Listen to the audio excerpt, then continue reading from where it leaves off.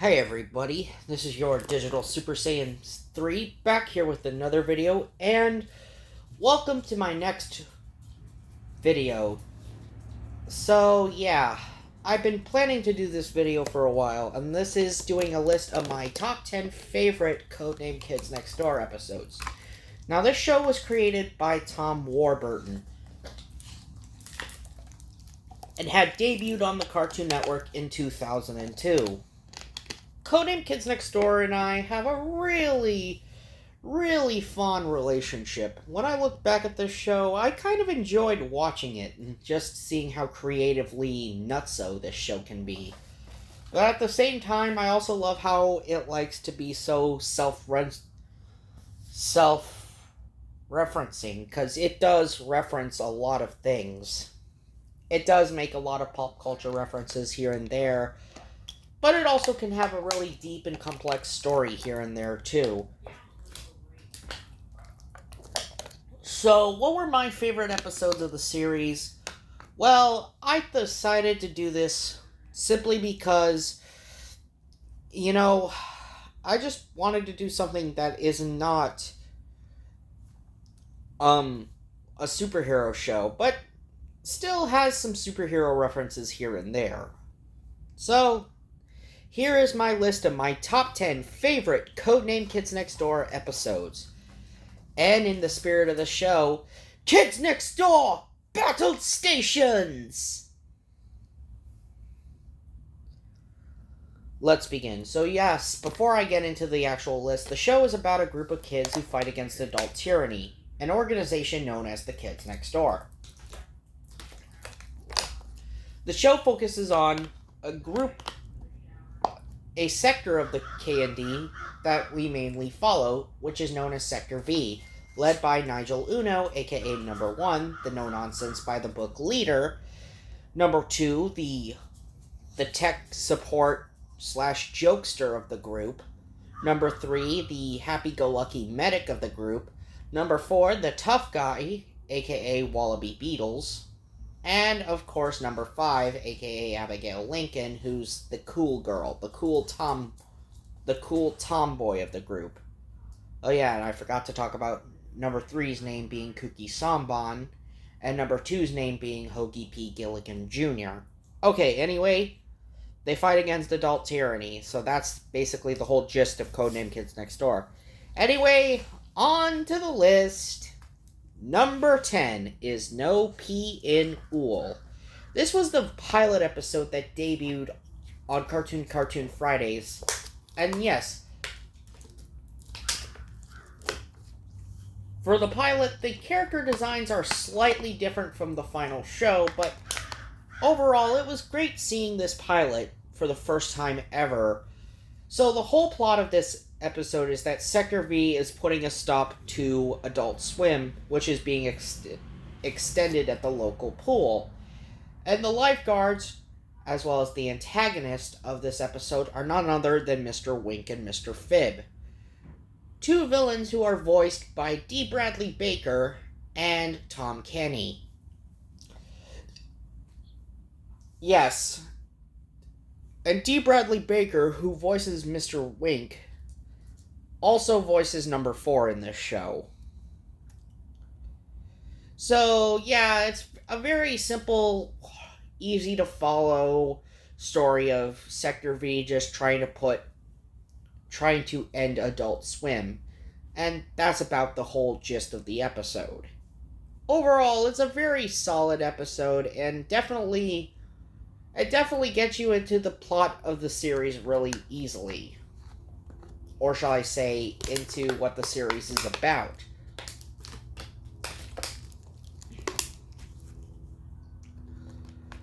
On to the list at the number 9 spot. Coming in at number 9, we got Uncool. So, this is the first of a few episodes that are starring Number 2 that are on my list. Yes, believe it or not, my favorite member of Sector V is actually Number 2. So, this is a rescue mission that Number 2 is actually leading. What we thought was supposed to be a rescue mission for another K&D operative was actually a rescue mission for a trading card. And not just any card, a rare card that's part of a Yipper set. And of course, you also have Sector V having to deal with nerd zombies. Oh yes, did I forget to mention this episode also aired alongside Operation Tricky? Which was the Halloween episode. Well, that episode was... Well, I enjoyed that episode being a true Halloween episode. I liked Uncool a little bit more for it to be on this list. Simply because I just can't help but love the idea of nerd zombies attacking. And this was before we ever got Operation Zero with the Senior Citi zombies. But unlike the Senior Citi zombies, the nerd zombies are a little bit different.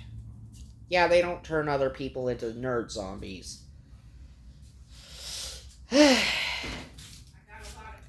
But believe it or not, yeah, the rescue mission turns out to be was caused by none other than another K&D operative who stole the trading card from the nerds. So actually, the nerds were just trying to get their property back. But they did end up kidnapping number 2's friends. Jeez, Molly.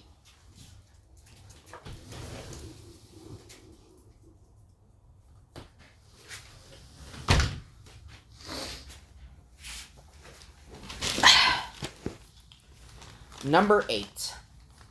Flush. Okay. Every character who has a rogues gallery of villains always seems to have that one joke villain. And for the K&D, or for the Kids Next Door's rogues gallery, it's none other than the Toilinator. And this episode is starring him. The Toilinator in this episode is just trying to prove to the other villains that he can be a big-time player. He can be a big-time villain who can defeat the Kids Next Door. That he's not a villain that can be pushed around. And we get this really awesome training sequence with the Toilinator. Especially him building this armor and wearing this toilet paper headband. This episode is also centering around the other villains as well, as Mr. Boss leads a team of adult villains to take over Sector V's treehouse while they're at school. And of course, yes, Mr. Boss leads this team alongside the Cat Lady, voiced by Grey Griffin. Yes, Grey Griffin voices a lot of characters on this show. She's voiced Lizzie, and she also voices Grandma Stuff'em. And as well as not only the Kitty Lady, but we also see Mr. Wink and Mr. Fib again. And of course, Nightbrace, who is also voiced by Tom Kenny. Yeah, a lot of voice actors do voice a lot of characters on this show. Especially when you got voice actors like Tom Kenny and D. Bradley Baker. Oh.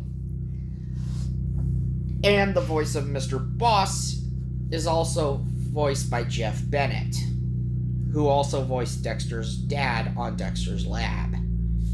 So overall, it's a really good episode. I mean, it centers around the adults just doing their thing. I mean, sure, Mr. Boss and his group does manage to take over the treehouse, only for that to get undone by the Toilinator, who ends up showing up and mistaking them for the Kids Next Door. But then when the real Kids Next Door show up, oh boy, the Toilinator knows that his ass is grass. And the Kids Next Door end up kicking his ass out of the treehouse.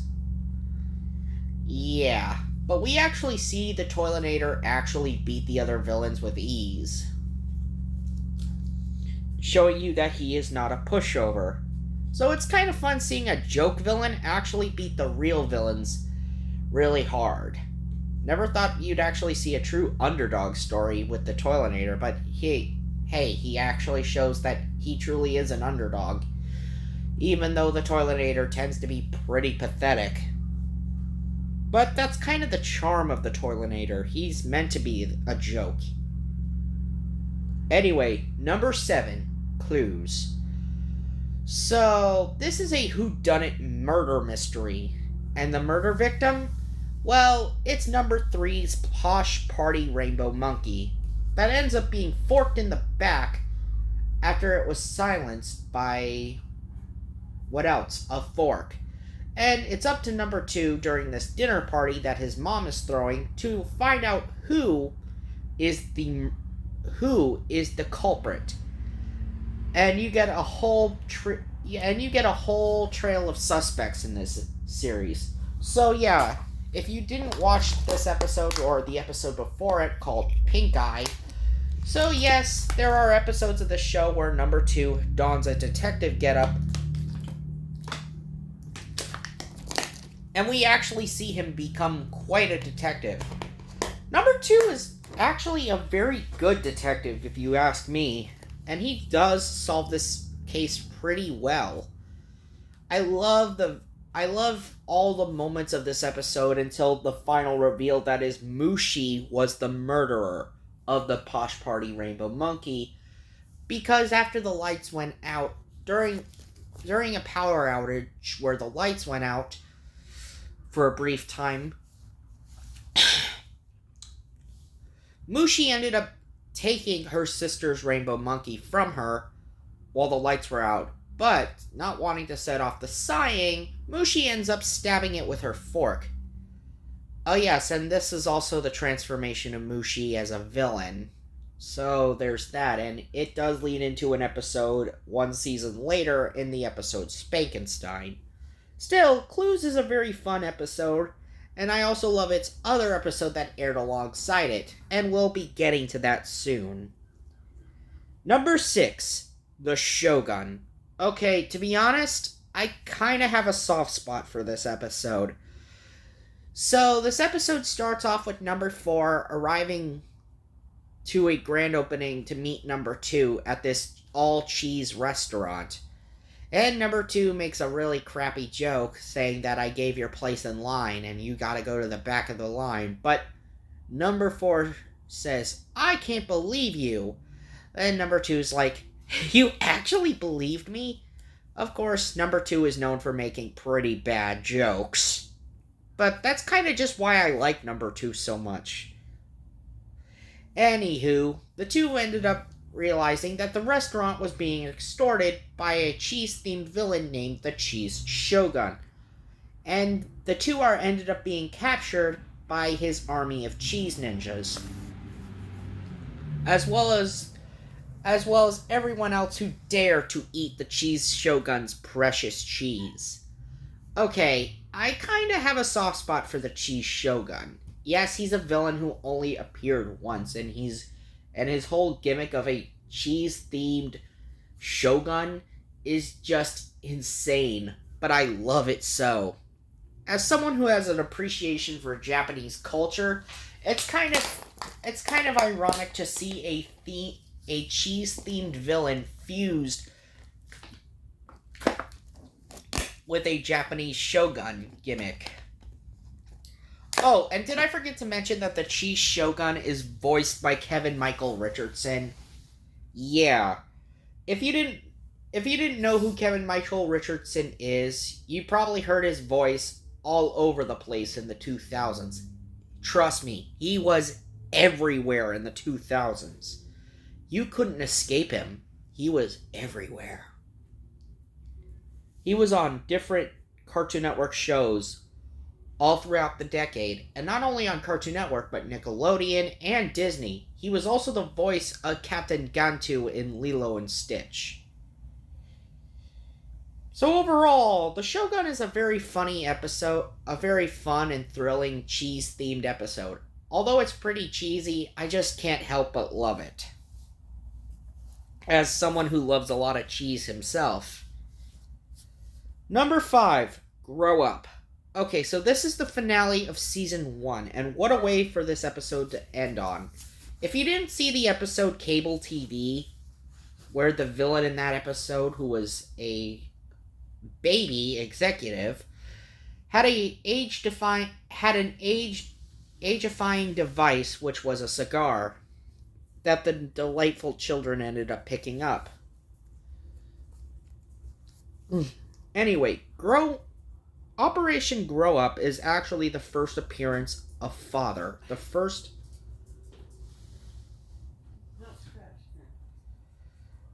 It's actually a really good episode. It's also the darkest episode of season 1. I mean, I picture it as K&D's version of Nightfall.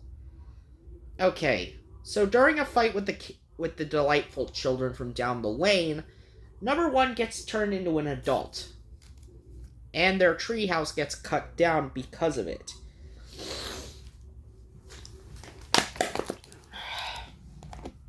Okay. And so because that he got turned into an adult, number 1 says that I can't be a Kids Next Door operative anymore, and if you guys are seen with me, you'll be kicked out because of the rules.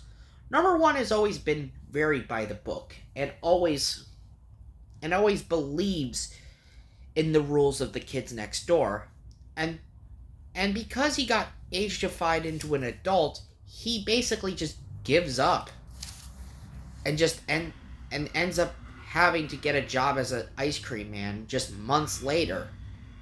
Yeah, it's funny how 9 months later, or 2 months later, 5 months later, I don't know how long it was, that number 1 easily got a job as an ice cream man, and of course the rest of Sector V has their temporary HQ be inside of a box, and they don't have any of their 2x4 technology. So after being blown off by number 1 at an ice cream, after number 1 stopped his ice cream truck, or after number 1 blew them off with his job as an ice cream man,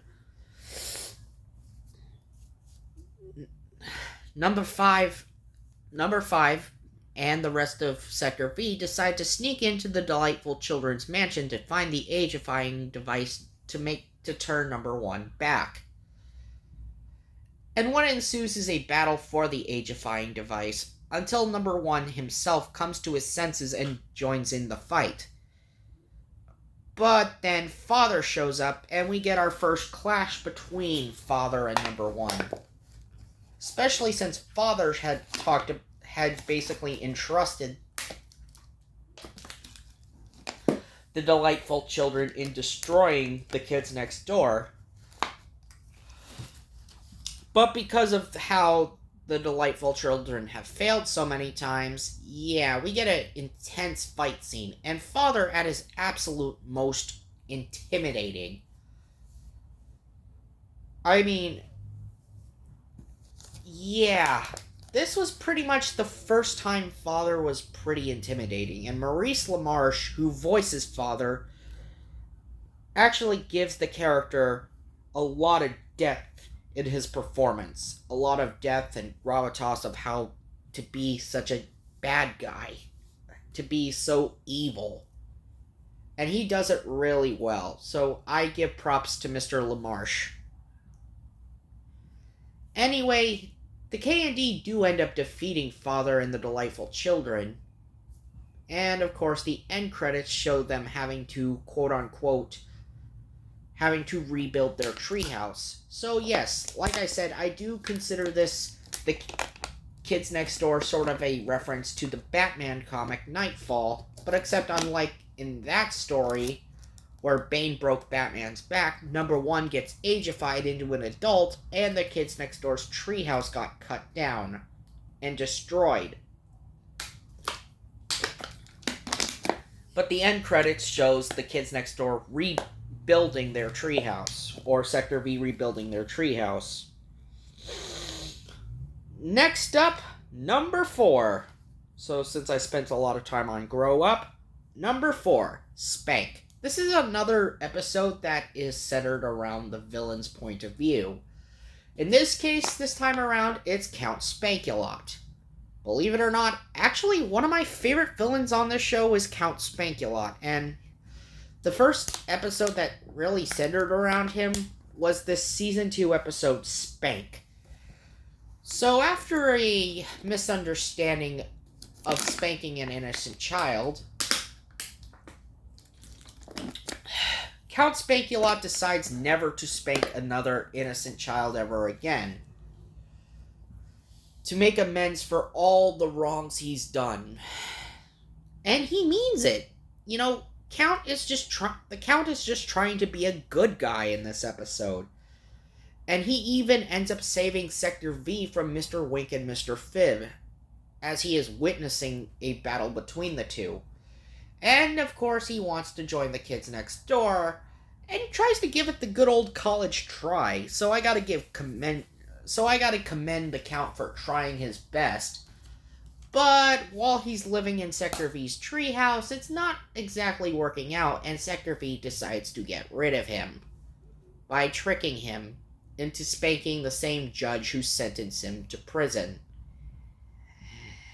And yeah, Count Spankulot ends up going back to prison, only to realize that the K&D had set him up in the first place for him to go to actual jail. After number 3, being number 3, spills the beans, only for the Count to spank them at the end. Yeah, it's kind of an interesting take to see Sector V be the bad guys, but yes, they were to see Sector V actually be the villains of this or the antagonists of this episode. Usually Sector V is the protagonist of every episode, but not in Spank, because this one's mainly centered around the Count trying to be good.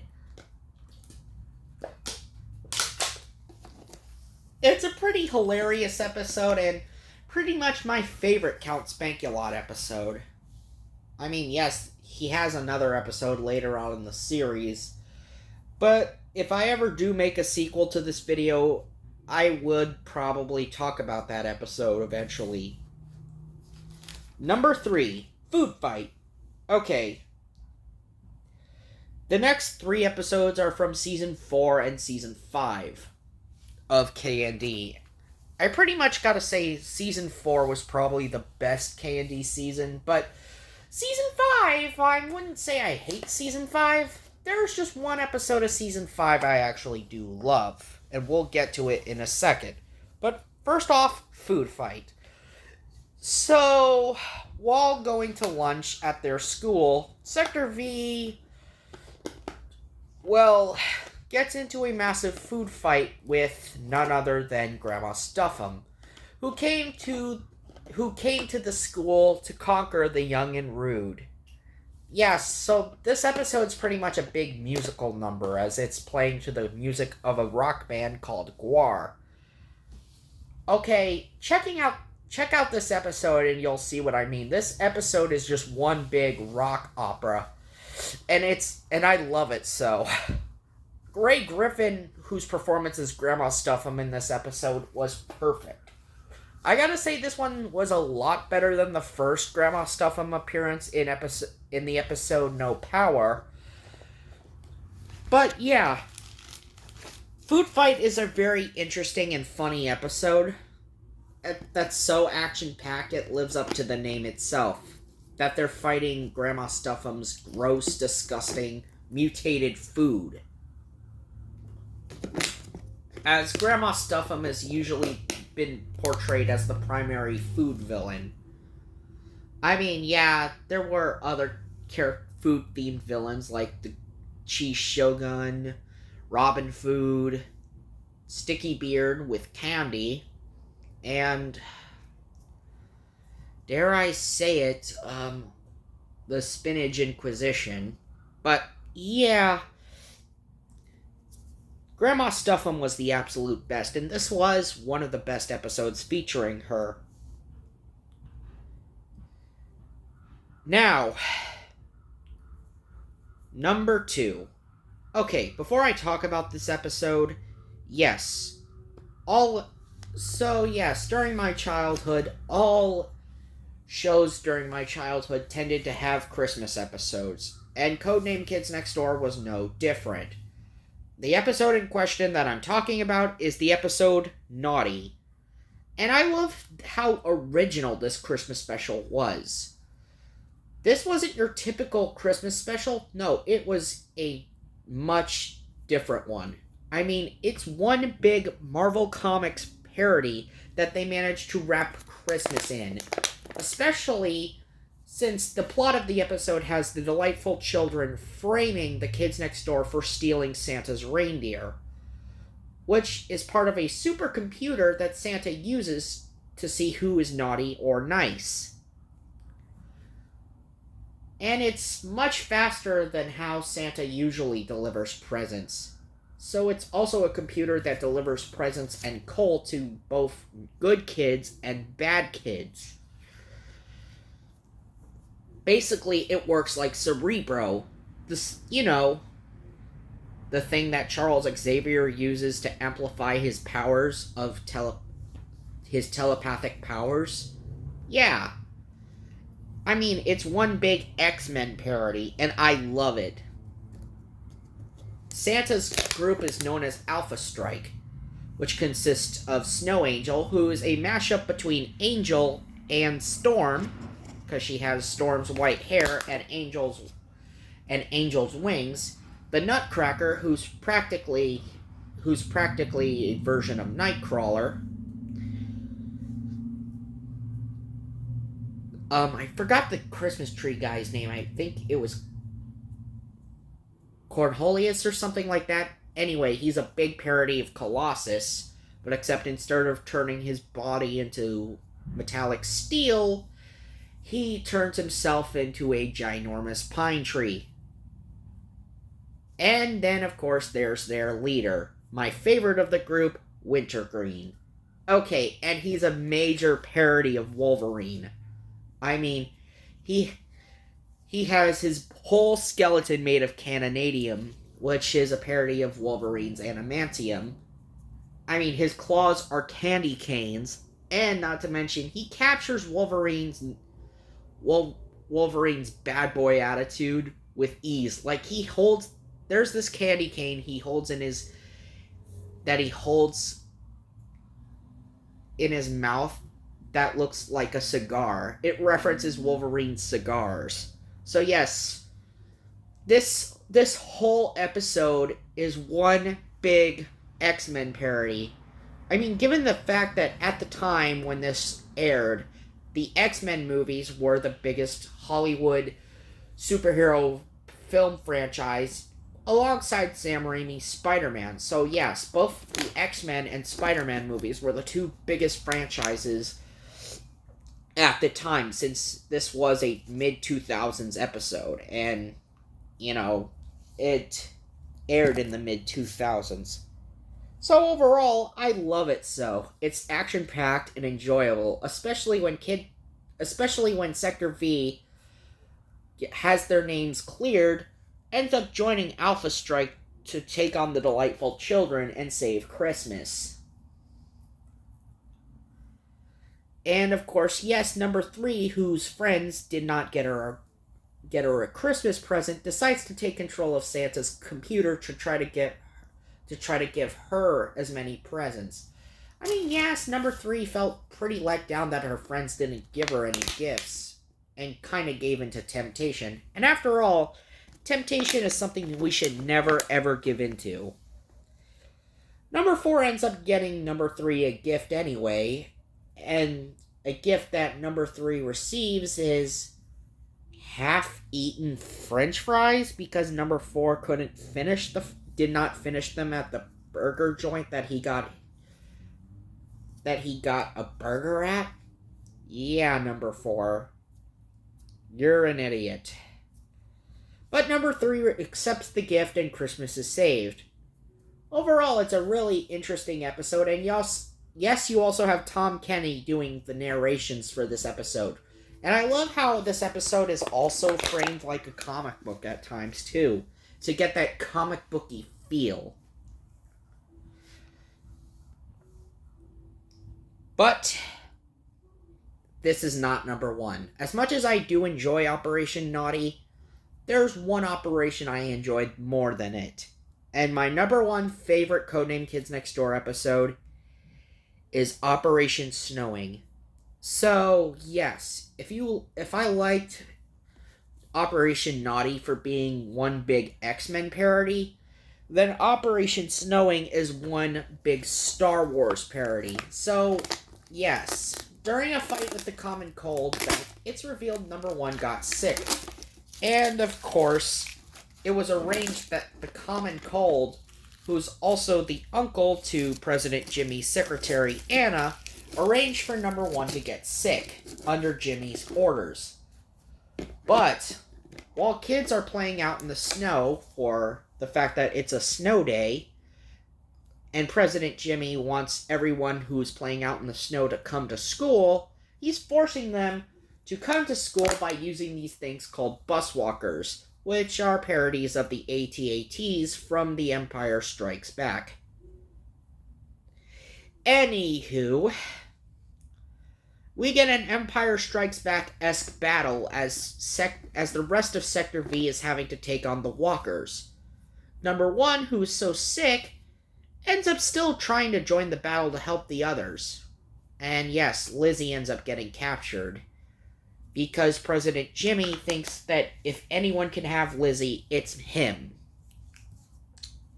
So overall, number one still manages to quote-unquote manages to take one of the walkers down, but he ends up getting shot out of the sky, only for a Force Ghost of Lizzie to help him get his second win. But number one is still pretty awfully sick in this episode, but still shows his determination to save the other kids, as well as his girlfriend Lizzie.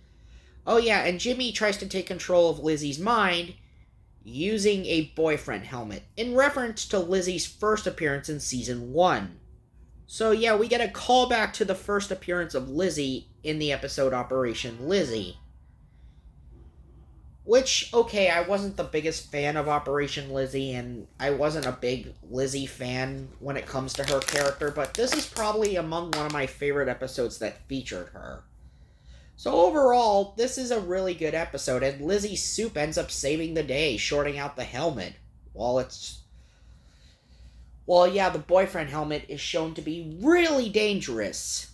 Why do people keep buying these in the universe of Codename Kids Next Door? I don't know. But anyway, this has been your Digital Super Saiyan 3, and, well, I'll see you guys next time, because next time I do plan to do my unboxing for my Marvel Legends Wolverine figure that I'm still waiting for.